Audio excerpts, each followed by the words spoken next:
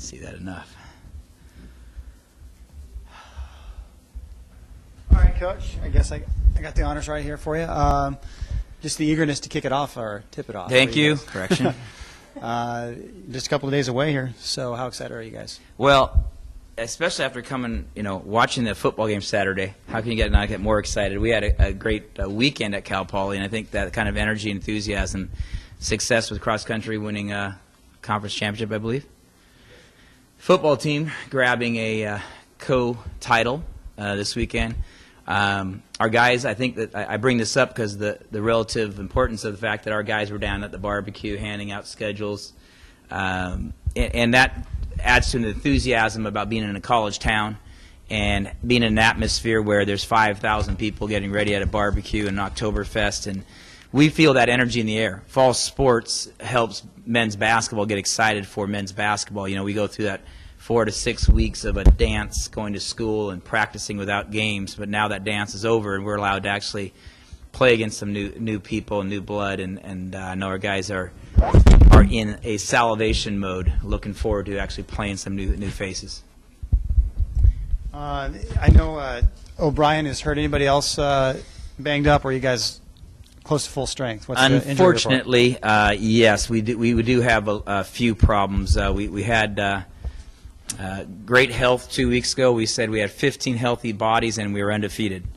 Well, last week we were down to 13 healthy bodies and undefeated.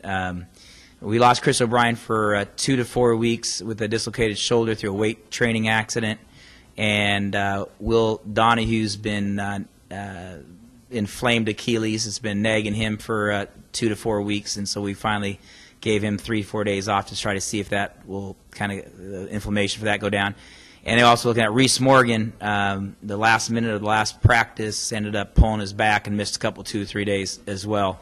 He's back on the practice floor today.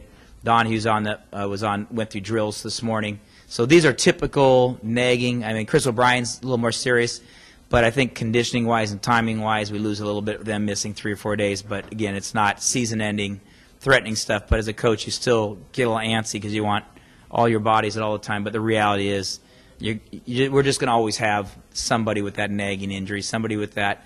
And I think our strength is our weakness this year, to be quite honest. Our strength is we have tremendous team depth. We have 10 guys that could start. We have 12, 13 guys that could go in and play for us and contribute real minutes.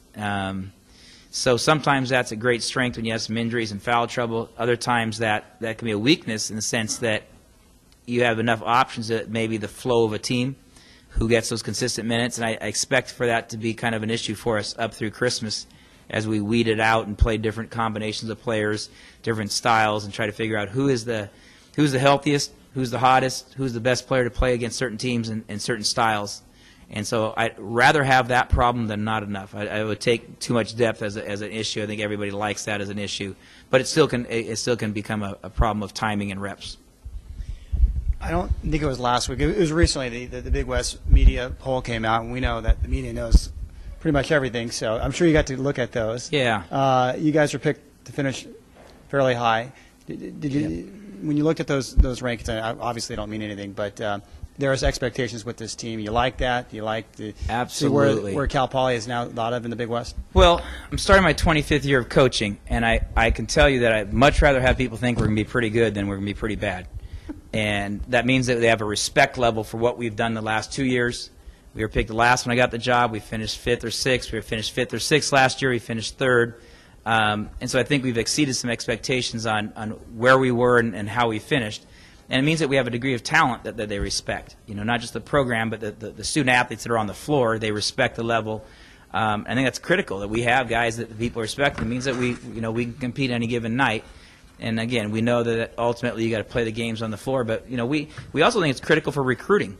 It's much better to sign kids in the fall when they said, hey, our team is coming off 2nd place. We had the best finish in Big West history here for winning percentage, and we're picked 3rd for this year behind Santa Barbara, who went to the tournament, and Long Beach, who won the conference tournament or conference regular season last year. So those two issues are critical for recruiting, season ticket sales, enthusiasm, marketing, everything else. So we want to be good, and we want people to think we're good, and we want to be able to stand behind that and say, hey, we think we're a good team.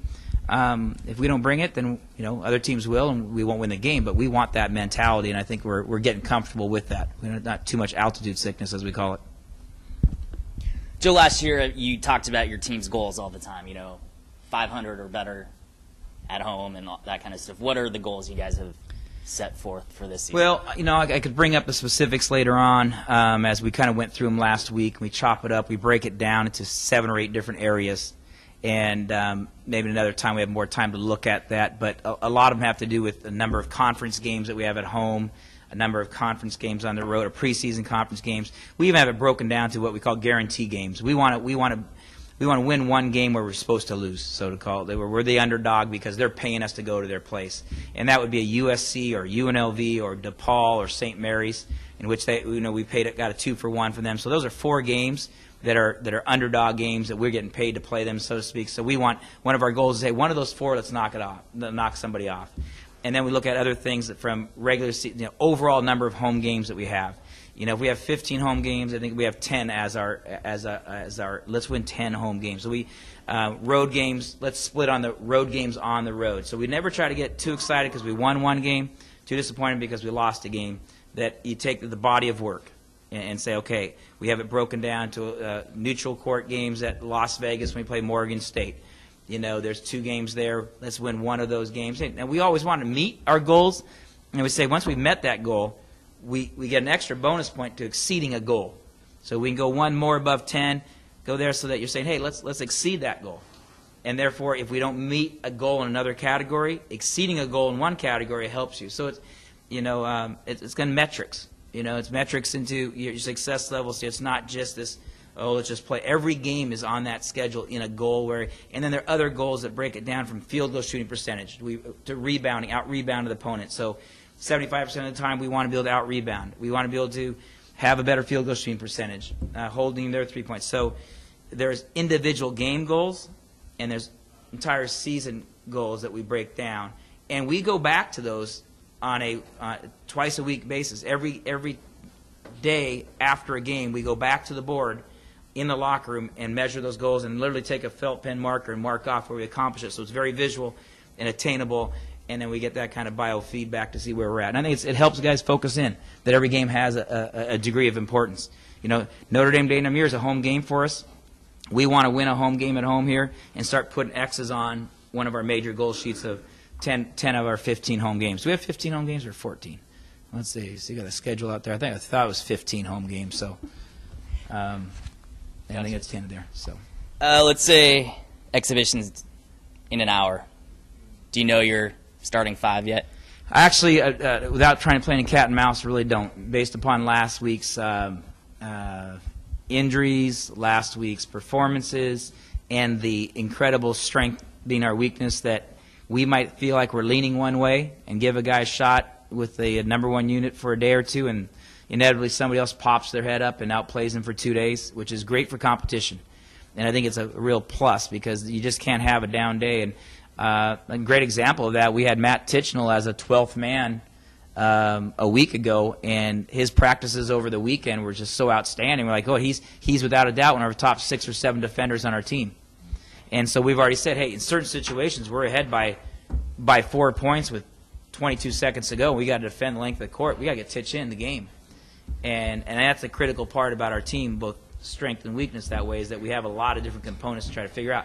Chris Eversley had some double-doubles in our trip to Costa Rica, and we brought him. We kind of had him on the second unit for a while because he had a sore knee that he missed 2 weeks of practice. Now he's kind of worked his way into top conditioning level, and we're kind of working him back in the starting lineup. So I think the constant that we see right now is David Hansen and Amari Furman. I think David has shown over 3 years his consistency and understanding. But the center position, Will Taylor and Will Donahue kind of go back and forth. The 3 position, Drake Yu, whether it's Malik Love, whether we go with Jordan Lewis. There's different days in which different combinations work better for us, so we're still looking at the 3 as kind of a wide-open situation. The 2 guard with Reese Morgan was there for a bit, then he was out for a bit. Dylan Royer came in, got some time. Kyle Ottister still recovering from an ankle, so his overall explosiveness from a day-to-day basis might flare up a little bit. So again, it's not something I'm crying about. I mean, we have some options out there. We just want to get, eventually get a real comfortable lineup by January. I don't think this is going to be a different answer for the next 6 weeks. I think we're going to see a variety of guys in the starting lineup based upon health, type of team that we're playing, and how they're playing individually. And I think that's a positive thing. It keeps everybody excited on the team that, hey, this is not set in stone.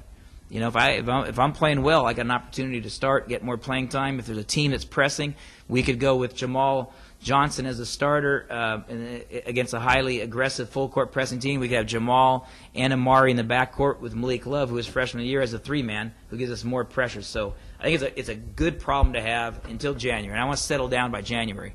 Conference play, I think the kids need to know their role, and we need to have explored that. But I'll be free to change the lineup a lot in the first 10 games.